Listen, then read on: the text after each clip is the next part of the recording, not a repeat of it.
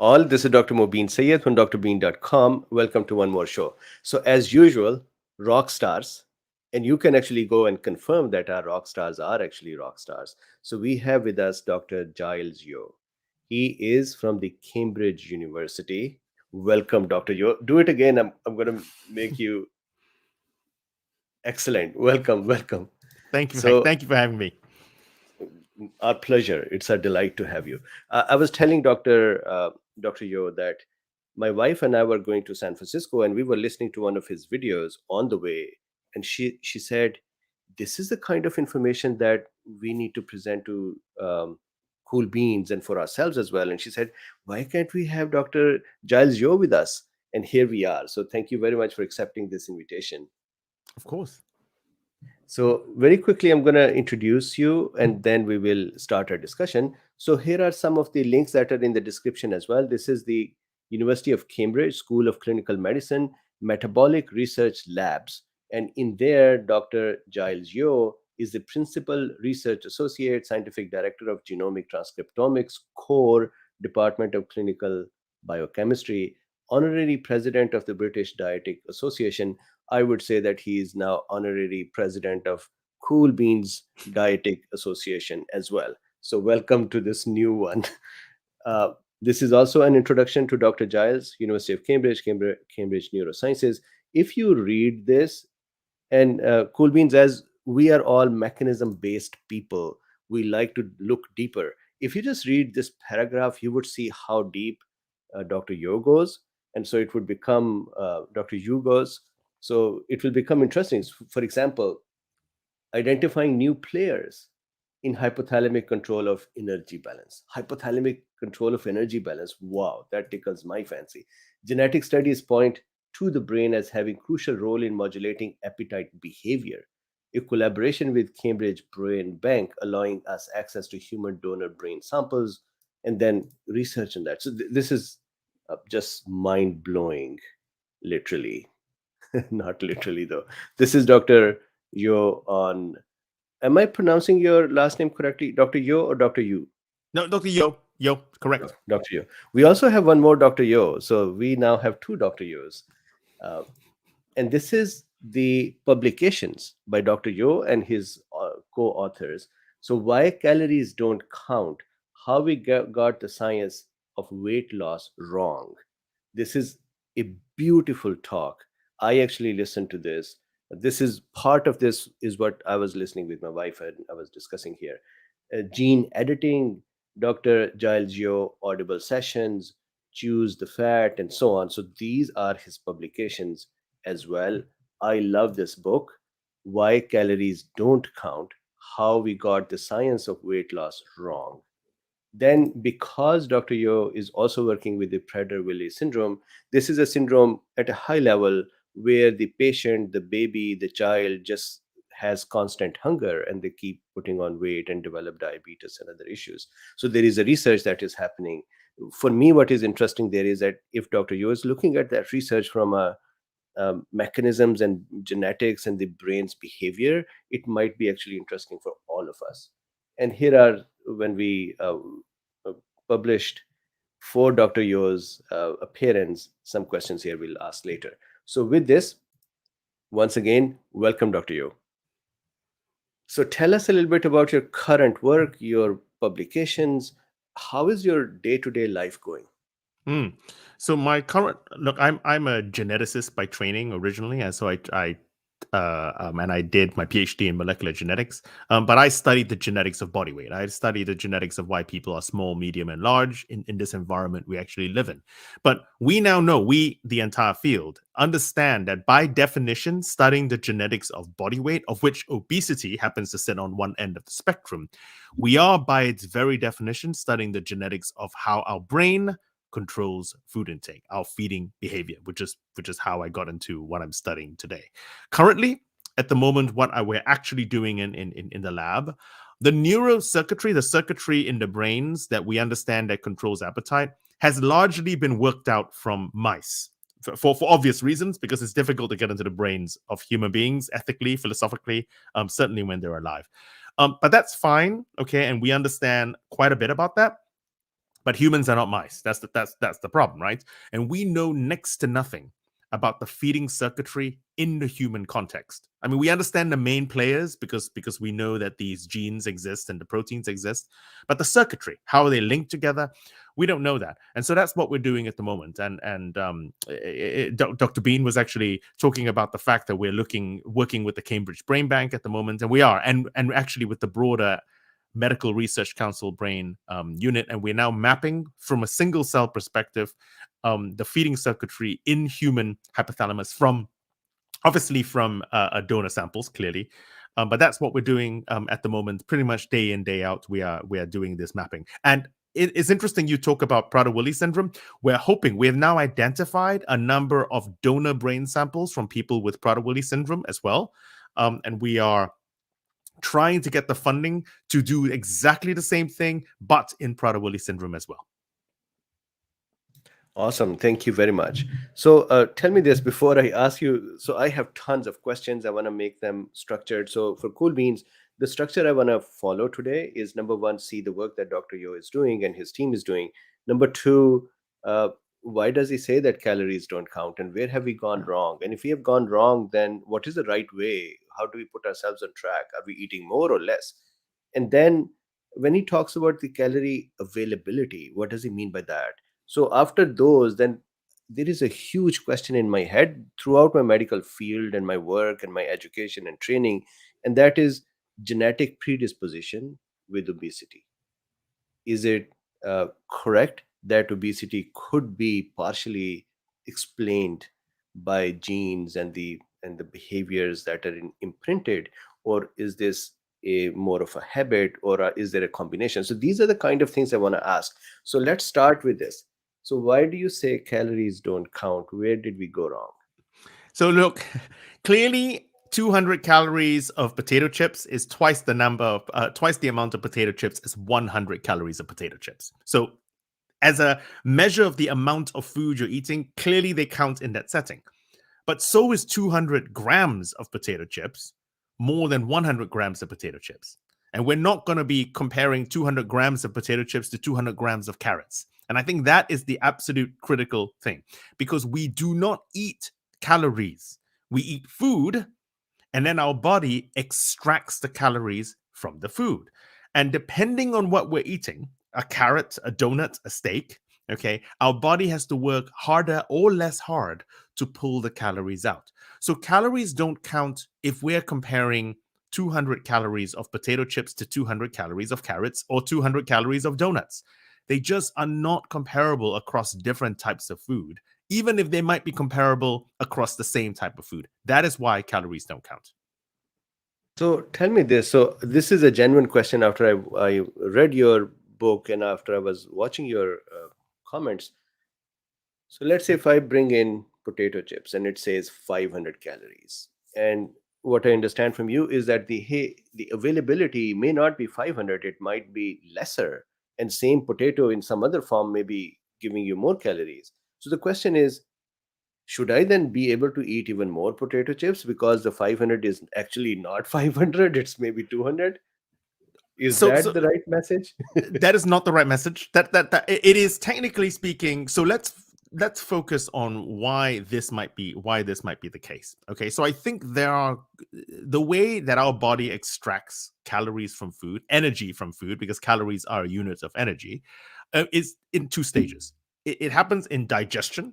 Obviously, we chew something, we swallow it, it goes down, and stuff comes out the other side. All right. And so we do not, if anyone has eaten corn on the cob, it's quite clear when you eat corn on the cob and then you look into the porcelain bowl the next day, you haven't absorbed all the calories. So clearly we do not absorb everything that we eat. So that's the first thing. Okay. Then the second thing is once our food is broken down into macronutrients, so fat is broken down into fatty acids, protein is broken down into amino acids, carbohydrates are broken down into sugars. They pass across the gut wall. Now, these in of themselves are not energy. They are nutrients. They are then transported through the blood to your organs, to the cells, and they're then metabolized into energy. And it costs, however, energy to metabolize food. Okay, and that is the other element that then takes energy out of the food. So just as an example, protein is the most chemically complex of the three macronutrients, okay, amino acids, for any number of different reasons. And so for every 100 calories of protein that you eat, you will only ever absorb 70 calories, 70 calories. Because it costs 30 calories of the protein you eat to handle protein. So protein calories everywhere are 30% wrong, just off the bat. Okay. And the same, it's less true for carbs, okay, because the powdered white stuff, the sugar is probably 95% available. It takes 5% of energy in order to of every 100 to actually deal with refined carbohydrates. But if you're having whole meal, it's 90% available. So it takes 10% of 100 calories of every 100 calories of whole grain oats that you actually eat to deal with carbs. Okay, and so that is the kind of, so calories are probably about 10% wrong everywhere that you see at the back of the pack. But the lesson here is not that, I can eat 10% more. That is not the point. It is, however, a mark. I want to say that the degree of difference is a mark of the quality of the food, because foods that are naturally higher in protein and or fiber are going to be calorically less available because your body has to work harder, but they also are a mark of a better quality of food. So I think it should be pointing to the fact that we want to eat better quality food rather than necessarily more of something that is less quality. Got it. Thank you very much. So I was actually thinking that, all right, from today onwards, I'm going to eat 2 packs of chips instead of 1 because the calories are half. So I have another question, and I just saw that question here as well. I'll give you a quick look at that. Sorry, the question has scrolled. But anyways, the question is this, and without any, hopefully we are not stepping on anybody's toes here. The types of foods. So there are folks who say, you know what, we should be vegetarians or all plant-based or meat-based because we are carnivores, or carnivore only, or paleo, or vegan, or keto. Can you unpack for me this question that has been in my head from ever? Number one, is there specific conditions to lean towards one versus another? Arnold Schwarzenegger just said, I have been eating mostly whole plant foods for the last 5 years and my bad cholesterol has become better. So the question is, have you reached a conclusion or is this situational? Tell us a little more about these food or diet types. It's situational, and it's situational to the individual. Okay, you're absolutely right. There is a gazillion different types of diets out there. Most of them actually work incredibly, just very rarely for the reason that they sell you on the webpage or on the side of the pack. But most of them actually work in terms of for weight loss, for a lot, at least for some people, at least in the short to medium term. So I think any diet that gets you to, if you're trying to lose weight, let's just be focused here. If you're trying to lose weight, then any diet that gets you to eat a little bit less is a diet by definition that works. And people say 95% of diets don't work. That's not true. 95% of diets we can't stick to, because the moment you come off the diet, the weight comes back on. And so you have to find, if you need to lose weight, and a lot of us do, then you have to find a diet that suits you, not only suiting your biology, but also suiting your lifestyle. So are you rich or poor? Are you a parent or not? Do you commute to work or not? Do you work shifts? All of these will influence your ability to stick to different types of approaches and different types of diets. And not only that, so just as an example, okay, I love meat. I absolutely love meat. I can say, but I went on an experiment once where I went on a plant-based diet for a month. And I lost a lot of weight. Okay, I lost nearly 11 pounds over 4 weeks because I went on a plant-based diet, and my bad cholesterol levels dropped as well. But I love my meat too much to become plant-based, to become vegan. And so what I do, I go into a flexitarian mode. So 2 to 3 times a week, I do have plant-based foods, but I continue eating, meat on other days. And for me, that is a good balance. But that is for me personally. It doesn't necessarily mean it's the right thing for you. So you have to find the approach, plant-based, keto, all the things that are out there that matches your lifestyle, what you have in your pocket, because plant-based can be expensive. Okay, what do you have in your pocket? What can you do, and what can you actually physically maintain? Because if it's not realistic for your lifestyle or your biology, it is never going to be something you can stick to. Very good. Thank you very much for this, because this was a question for a long time. I have one more question. I have been saying to my friends and family that if you are trying to keep the weight under control or reduce the weight, at the end of the day, don't add more calories than what you want to burn, or maybe just add lesser than that, whatever you are eating. So now, whatever you are eating is, of course, are you diabetic or not? Are you obese or not? Or do you have high cholesterol or not? So you have to take care of all of those things, and I do not know about them. But is this a correct way to look at it, to say just reduce your intake and that would start helping? Or I have heard some people saying it's not about the intake only, you have to go and do exercises and burn more as well. Where is the balance? What is the balance? Okay, so I think just let's deal with exercise first. Exercise is unequivocally good for you. Okay, you cannot replicate the benefits from exercise. Do it. But exercise per se is actually not particularly useful for losing weight. Not because it's impossible to do, because clearly athletes do it. We just finished the Olympics. People that cycle miles and miles a day, they can lose weight on exercise. But the vast majority of us mere mortals don't exercise enough to lose weight by exercise. So what is left? Well, we have to worry about our food intake. And it's undoubtedly true that to lose weight, you need to create a calorie deficit. But we got to do it smarter, right? Because if we're going to try and do a calorie deficit, but we're still eating all of our calories in sugar or in cakes, okay? But we're well, I'm only going to have 800 calories a day, but I'm going to have it all in cakes. This is a slight extreme. Then I don't think that's a wise way to actually do it. Maybe it's better to be eating slightly more, but foods that are higher in protein and higher in fiber. So the calorie counts per se doesn't actually mean a lot about the quality of the food, and therefore what you can do with the food after. Because you have to remember, foods that are naturally higher in protein and fiber will naturally make you feel a little bit fuller, more satiating. As a result, you naturally will end up eating a little bit less. So it's not only about the calories, it's about what's in the food. And foods that are higher in protein and fiber are going to be just better for you.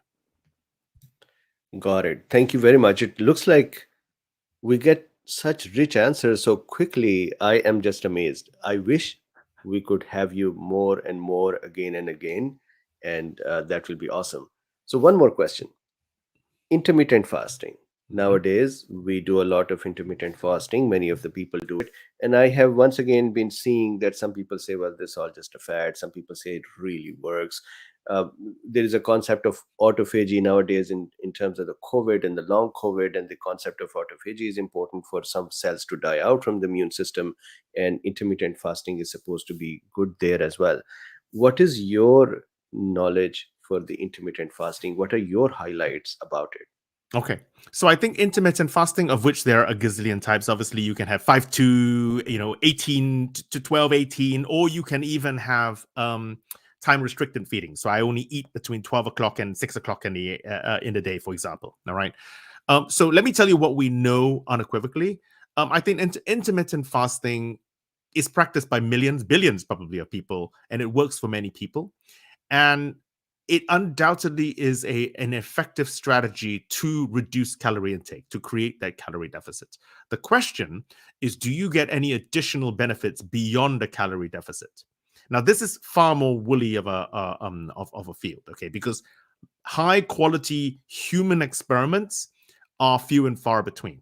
Now, from the mouse world, because you can obviously do this experiment more easily in mice, there is evidence to point that yes, you do get additional metabolic benefits from intermittent fasting, from intermittently fasting. So in other words, you don't eat so much all the time that you get than if you actually just do a pure caloric restriction. There is evidence for that. More difficult to say in humans because the data is not there. So I think it's often overstated That being said, given that intermittent fasting is probably the way we ate most of the time, right? So in other words, we didn't have a lot of food all the time. Did you catch the antelope? Did you not? Okay. Did you get a good harvest? Did you not? So you were going to have times of plenty and times of not plenty. That was the way we evolved. Times of the problem now, we have food all the time. This was not true in the past. So would I be surprised that intermittent fasting, once everything shakes out, has a subtle metabolic benefit? I wouldn't be surprised at all. It's just that I can't say it outright because the human data is just not there to back it up. But I wouldn't be surprised if intermittent fasting would have a slight metabolic benefit. Got it. So then this was also a concept in the medical literature, probably a little older, that if your body is in a hungry state, then it would try to go into the fight and flight response, and it is going to try to accumulate the food if it receives that after some time. So instead of using it, it's going to store it. So staying hungry actually causes a tendency to do more storage. Is that a correct concept, or that was just myth? I think that is a myth. I think that is a myth. I think there are okay. So I think, are there biological differences between different humans? Let's just deal with humans for now. Where the term is nutrient partitioning, where we do different things to nutrients. Do we store it or burn or store more? And each of us, you and me, for example, are going to have different ratios of the calories of what we do to it. Do I burn more or store more? And that's going to be down to our individual genes. Clearly, if you exercise more, you're going to burn more for the moment. If you're sleeping more, you'll store more for that moment. But between us, there are probably going to be differences. But as an average, just because you're fasting doesn't mean that you will be storing more the next time round automatically. That is a myth. Got it. Thank you very much. So before I go to the genetics and obesity, if you're okay, I'm going to take a few questions from the audience as well. Please. Thank you. So there is a question from Jody. She says, what about eating for your blood type? Myth. Look, Myth. there is no that. So, what is your blood type? Your blood type is a reflection of your immune system, obviously. Okay, for that, and that's the same as eating for your immune system, which is a bit of a myth. I think what happens here, people say, let's boost your immune system by eating something better. The way to boost your immune system is to be healthier. Clearly, having a better diet will make you healthier, and therefore will improve your immune system. But that is the link. Nothing you eat is going to improve your immune system directly. And so therefore the blood group diet is a myth. Got it. Thank you very much. Seven's Word Mary says, what is best cow milk substitute homemade coconut milk? So that depends who you are. So I'm Chinese, ethnically Asian, right? I can't drink milk. I'm lactose intolerant. I have spent most of my life drinking soy milk, actually, aside from when I was a baby. You can drink milk when you're a baby. Chinese have drinking soy milk forever because it's an offshoot of making tofu. That is probably the milk with the closest protein content. Okay. It's not the same as cow's milk in very many ways because cow's milk has a lot of other stuff. Is that the best substitute? I don't know if it's the best. It's clearly the one that's been drunk the most. Coconut milk is very different. It is high in saturated fat. It has less protein than cow's milk. So on balance, I would probably say soy, but some people can't drink soy or don't like soy milk. If you needed to replace cow's milk, so there's billions of Chinese people that do it all the time. So that would be my answer, but it's not the only answer. Got it. Thank you very much. Johan Jansen says, is it true? Is it true that spicy food, chili, wasabi, makes you lose weight? No, that's a myth. So I think this comes to the point about whether or not you can increase your metabolism by eating some foods like spicy foods. And there's very, very few foods that will actually raise your metabolism. Caffeine is probably the only one, and it does it. Spicy food does not do it. It makes you sweat, so it makes you think like you're burning, making you lose weight. But no, it doesn't. Taste nice. I love spicy food, but that is not a weight loss way of doing weight loss. No. Don, you are taking away all my methods for weight loss. I'm sorry. All right. So Johan Jansen once again says, How to handle craving for slow calories in the middle of the night, keeping me awake if I ignore it. How to handle cravings Ooh, for calories in the middle of the night. mate, I don't know. I think the answer is you want to try and get yourself fuller at dinner. Okay, so can you actually I don't know who you are, what you look like, and what you eat at dinner, and what time you actually eat. But let's try and change what you eat at dinner to see if that happens. Let me just give you the reason why. Okay, so I cycle to work, and I'm probably about 10 miles, 15 miles from work, so I do cycle quite a way. So I realized that lunchtime, if I had a carb heavy lunch, in particular refined carbs at lunch, I would get wobbly, just get shaky before I got on my bike on the way home. So for me, that this is me. I'm not trying to tell people how to eat, okay? And so what I found out is if I ate less refined carbs, but more carbs with whole carbs, with fiber and more protein at lunch, I was not hungry before I got on my bike. And then in the evening, I then ate what I want. So that was me.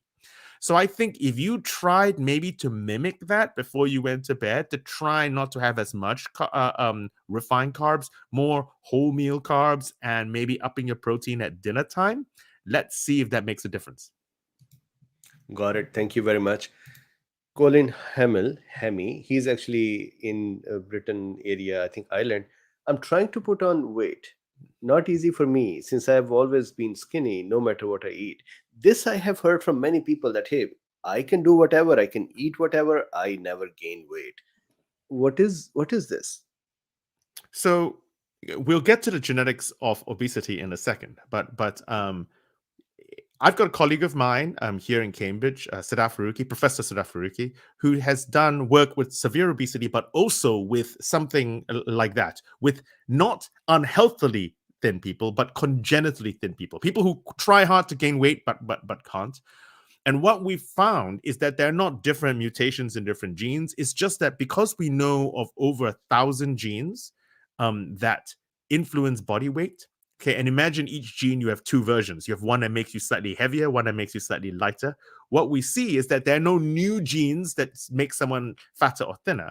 They're just different versions of the gene. So people who ending up eating more and ending up with obesity or overweight have slightly more of these genes that make you slightly heavier, whereas the people who are thinner just have these genes that make you the versions that make you lighter.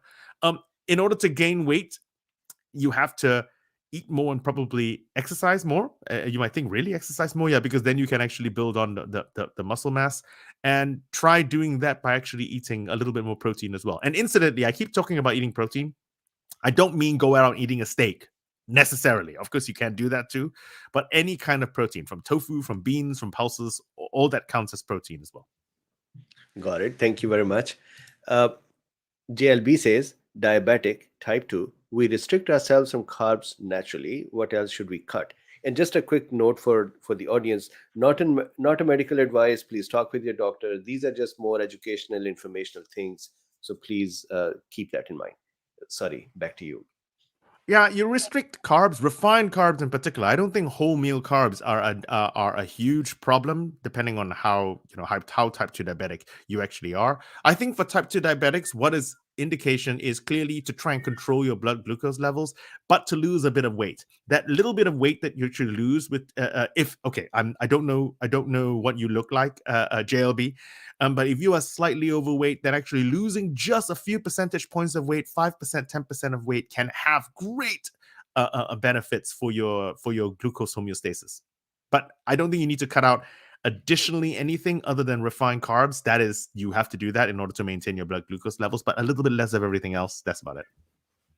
Got it. Thank you very much. One more question. Sita Scott says, does spicy food get kicked through the digestive tract faster? It apparently does that sometimes. So, I think that is going to be largely down to your microbiome, actually. So we know people. So look, I love spicy food, and so I handle spicy food particularly well. Whereas other friends of mine, white friends typically, who cannot eat spicy food, they eat spicy food the next morning. Shall we say there are side effects? So undoubtedly, and that's going to be largely down to one's microbiome, who's used or not used to dealing with the spices that are there. But yes, if you're not used to the spices and your microbiome is unhappy, and they go and strike, then things come shooting out the other side pretty freaking quickly. That's true. Got it. Got it. Sorry. So one more question. Nebu says, what about reverse aging or anti-aging supplements like NMN, reverse reserve Resveratrol. resveratrol? Yeah, resveratrol. I think there are some. A lot of these anti-aging studies have been done in mice. Obviously, by its very definition, it's difficult to do anti-aging studies in humans, and at great concentrations of stuff. And what does it mean by anti-aging? I think they've taken certain markers within the cells for anti-aging, antioxidants, and etc. etc. etc. I don't think there is anything that would be more helpful for. I don't think anything is going to extend our lives. It just isn't. I think there are many things we can do to extend our lives, our healthy part of our life, okay, living healthier. And that a big part of that is going to be eating healthily. Of course it is, all right, for that. But I don't think anything there is going to extend our life for anti-aging. So I think anti-aging, a healthy diet. There's nothing, don't spend all your money on all these, supplements and what have you. Healthy diet. That's what you need. You don't need any supplements. Got it. Thank you very much. One more question and then we go to the genetics. So SJF says, so the only method for weight loss maintenance is intermittent fasting, question mark. I do so, and also minimizing sugars, carbs, big time for weight management, but also overall healthy and longevity. No. Is intermittent fasting. No. Okay, so intermittent fasting works for some people. It's not the only way. It's not the only way of doing it. Some people successfully just eat less without intermittently fasting. Other people use the strategy of going plant-based. It does work for weight loss because plant-based foods are so less calorically available because they're so fiber rich that you can eat a lot. You can spend your whole day eating. There's so much time in a day you can chew. We're not cows, right? That you actually absorb less calories and lose weight as well. Other people go to keto route, okay, because they say that, well, I don't want to eat that much carbs. I want to eat more protein and a little bit more fat, and that works for them too. So no, intermittent fasting is not the only way. You need to find a strategy that gets that caloric deficit, and it could be intermittent fasting. It could be keto. It could be plant-based. Got it. Thank you very much. So Cool Beans, please hold on to your questions. I'm going to switch to the genetics. I think this is the exciting part of it. The whole thing is exciting, but this one is new, modern, next level. So the question, we had studied in medicine that hypothalamus has this hunger center and the thirst center and the satiety center, and somewhere nearby the sex center as well. So the question, you are doing research on that. Is that for genetics of and their relationship to obesity or general appetite or general eating behaviors? Can you tell us a little more about that? So let's first deal with how much of body weight is going to be genetically influenced. All right. And as it turns out, every single human trait and behavior is going to have a genetic influence. Okay. The question is, how much of a role the environment plays. And so using twin studies, this is not done by me. This is work that was done really quite a while ago. And why twin studies? Because you have identical twins who share all their genes, they're genetic clones of each other, and you have non-identical twins, and those twins would share as much genetic material as you would with your own siblings, or for that matter, your parents, 50%. So if you study enough twin pairs, then you can get enough twin pairs, identical and non-identical twins, 100% of genes versus 50% of genes. You can then ask, well, what role does the environment versus the genes play in your body weight, in whether or not you have hair, in your skin color, etc., etc. Now, when you do that maths, then what happens, the math is what happens is the heritability of body weight, the percentage of your body weight that's going to be genetically influenced, ranges from 40 to 70%. So on average, about 50-50, okay, on average. So 50, clearly the environment plays a role. Okay, without the food there, you're not gonna be taking the extra calories. You're not gonna be able to gain weight. But your genetics plays a very, very large role, and it does it primarily by making you more driven towards food. For some people, it is more difficult to say no to food. And so this is why when I say the genetics of body weight, I also mean the genetics of the mechanisms of how our brain controls food intake. So studying one is studying the other, because then you can study the differences between human beings. So this is very interesting. I have a question here. Mhm. At least here in the US, saying somebody that, hey, you have more weight or you're obese is generally not a very polite and decent thing to do. A few days ago, I was watching a talking head, and he said, we should actually shame people who have more weight. This is how we will correct ourselves. And he has quite a large following, quite a mainstream comedian. And I was thinking that that would not help. So, my question to you is, let's say somebody is obese, somebody has extra weight. What is the right approach to help them? Or are they kind of out of luck because this is their genetic predisposition, something in the hypothalamus, their hunger center is more active, or their satiety center is less active, or some other genes? Is there help as well after knowing that this is genetically driven too? So there is a spectrum, okay, in terms of how much your genes play a role in how large you're going to get.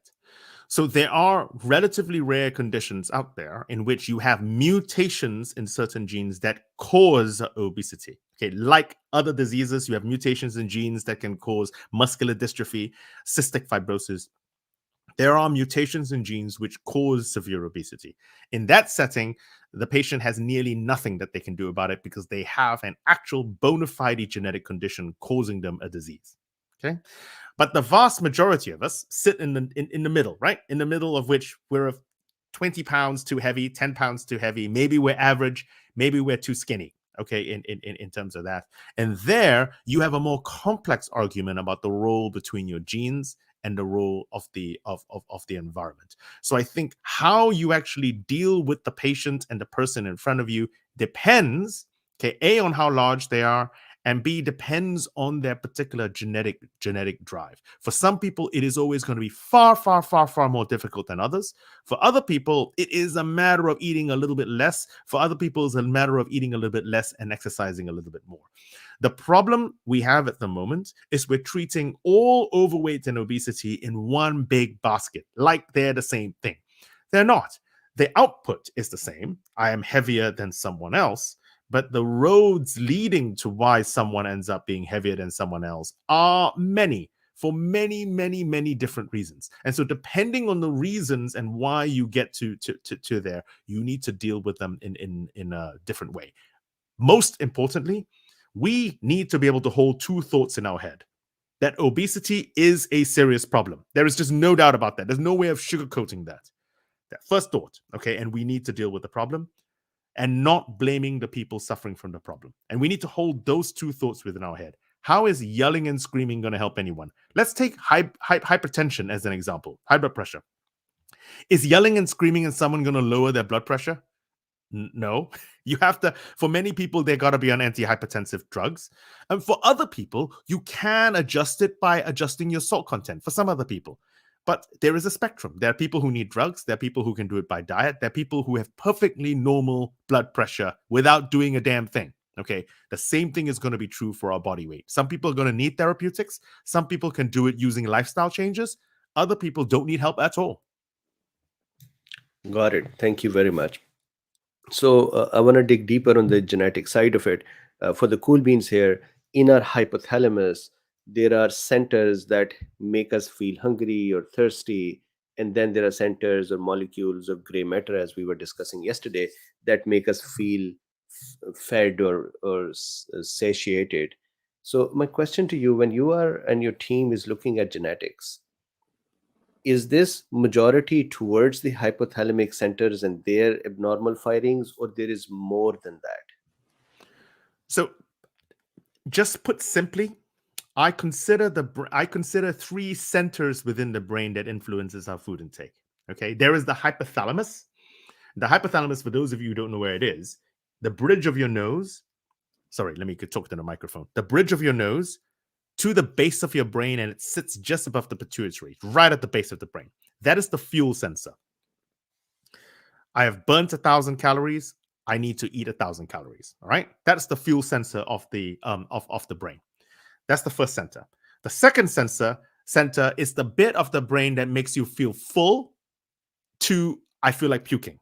Okay, and that part of the brain is called the hindbrain, and it's right there, and it's the visceral sensor, and it senses a lot of the stretch signals that actually come from the stomach and goes to the base of the brain saying, I'm full, I'm full, I'm full, or oh my god, I've eaten so much I feel like puking. Hindbrain.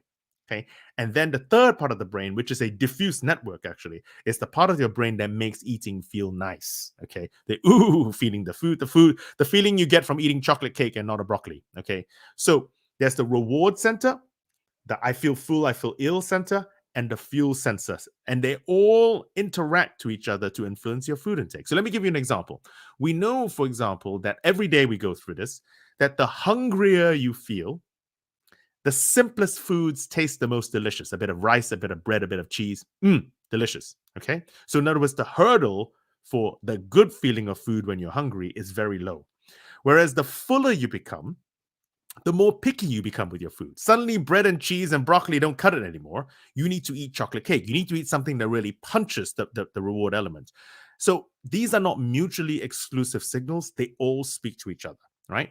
Now, we now know of over 1,000 genes that actually influence our body weight and our feeding behavior. And these 1,000 genes are split over these regions of the brain. Some people feel hungry all the time. Some people feel don't have to eat as much to feel full. Other people need more food before they have the kick in food, before they get the pleasure from eating. Some people are all three mixed together.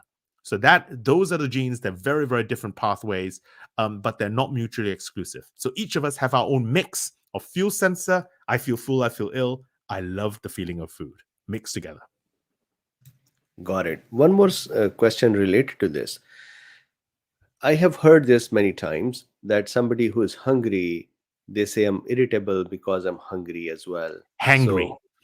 So, yes, hangry, correct? What is the brain's mechanism? What is the brain's wiring? Is there actually a wiring that influences the anger centers or the limbic system when there are situations with the hunger or thirst? So I don't know the answer to that. I'll answer in a different way if I can. So I don't know the hangry circuitry, but I do know that the stress pathway plays a big role, because obviously if you're angry, you're stressed. And I'm wondering if that is actually more of the if you're hungry, you're stressed, and some people that get stressed get angry. And I'm wondering if that is the link. But what's interesting about stress and stress eating is that some people respond to stress by eating and other people respond to stress by not eating. But yet it is the same hormone as cortisol. So how come some people, why are they diametric opposites? And we know who we are, right? I happen to be a stress eater. So if I'm stressed, I need to eat a big bowl of noodles. Don't ask me why. That's just the way I am. And so I think discomfort eating has huge genetic drivers. And I think it is this that actually drives some people who get hungry, they get angry. Other people, they get hungry, they react in a different way. So I don't know the full answer to that, but I think the stress pathways have to be coming into this. Got it. Thank you very much. And there was a question about stress eating as well. So you're already touching on that. There is a question I just saw from Rima. I think her question was, are there newer meds for weight management? Here, the question is, what meds help? Anything new? Yeah, we have actually a couple of new ones that are on the market just about a year or so ago. The most relevant one, probably for the general public, is a drug called semaglutide or semaglutide, depending on what you how you pronounce it, which side of the Atlantic you're in. These are weaponized gut hormones. So gut hormones tend to make you feel fuller.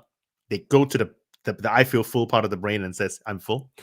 And this drug is a once weekly injection that's just been, it's FDA approved. It's just been approved here in the UK as well for use for once weekly injections. It naturally makes you feel fuller. You feel fuller, you eat less, you lose weight. I think it is a potential game changer because it's a once weekly injection rather than daily.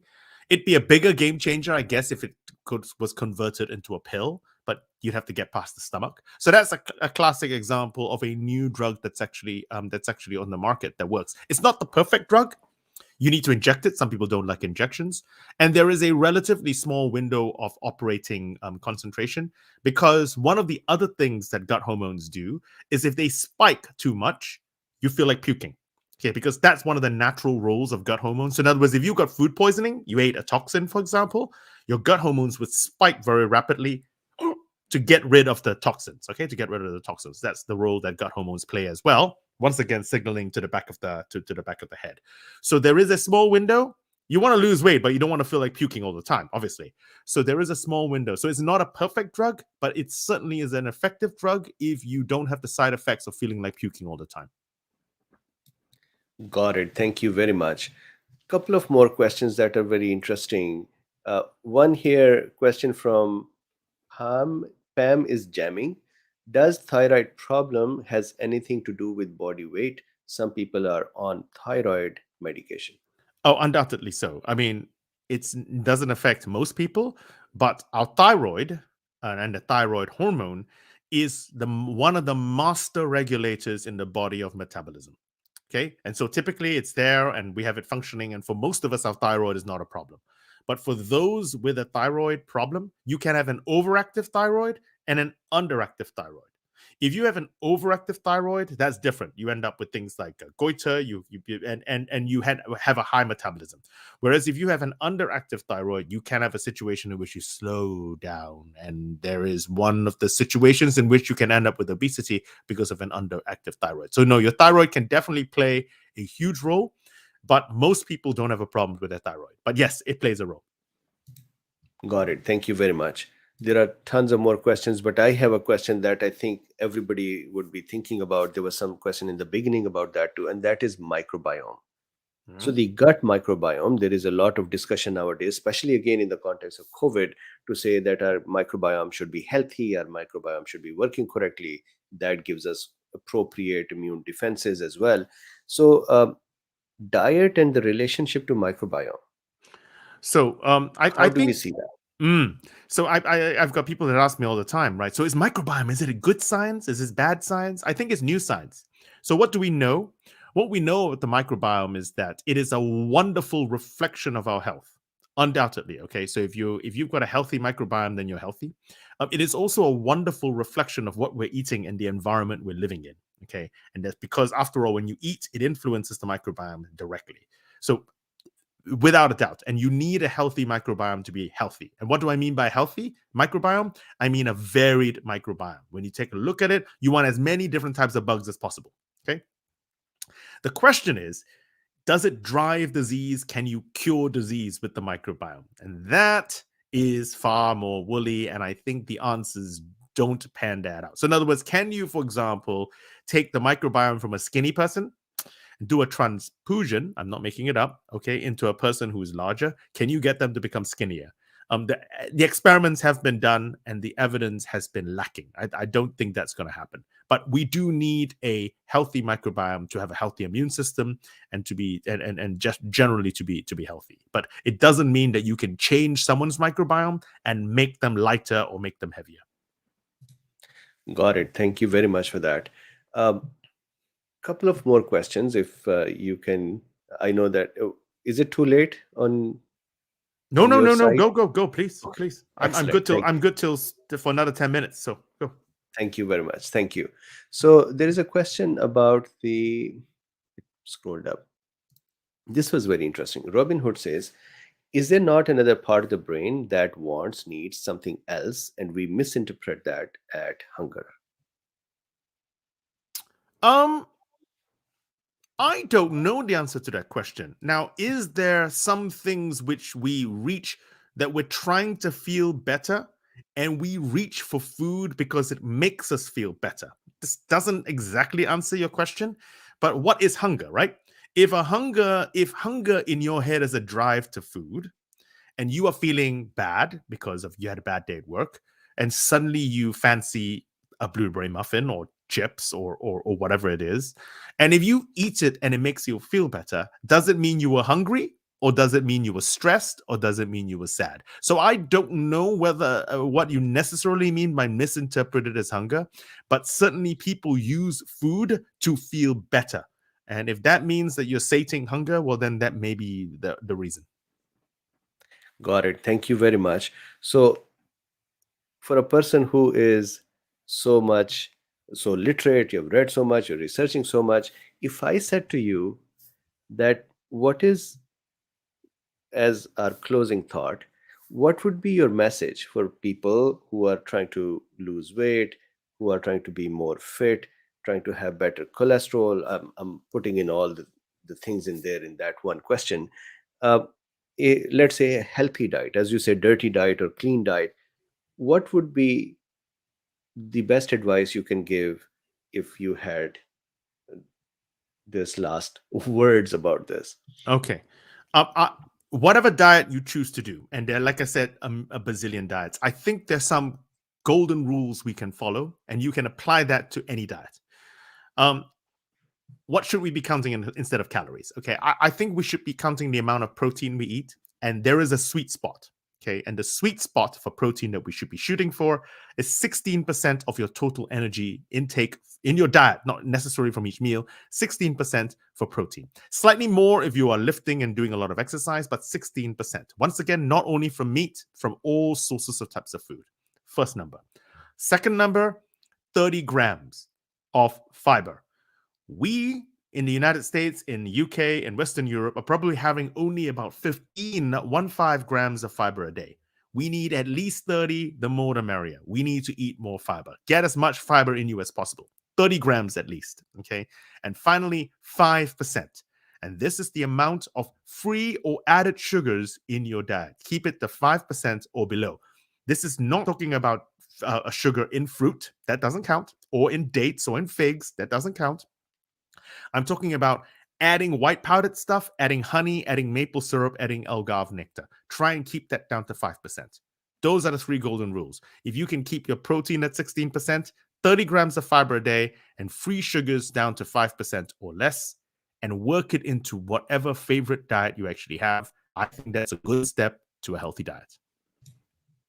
Awesome. Thank you so much. So once again, thank you very much for being with us. Thank you for your time. Thank you for answering the questions in the Cool Beans. I am going to bug you and hope that you would join us again, as well as we hope to dig deeper with you for various nutritional classes and their behaviors and how we can approach them. Thank you so much for having me. It's been a pleasure. Thank you very much. And thank you very much for the research your team is doing. I think there is a lot of ground that needs to be covered in this area. There is a lot of need for help in this area. So thank you for doing that work. And Cool Beans, thank you very much for your time as well, right in the morning here. Please watch this video, share it with others, and please request with me from Dr. Giles Yeo to join us again as well. Thank you very much, all. Thank you, guys. See you later. Bye.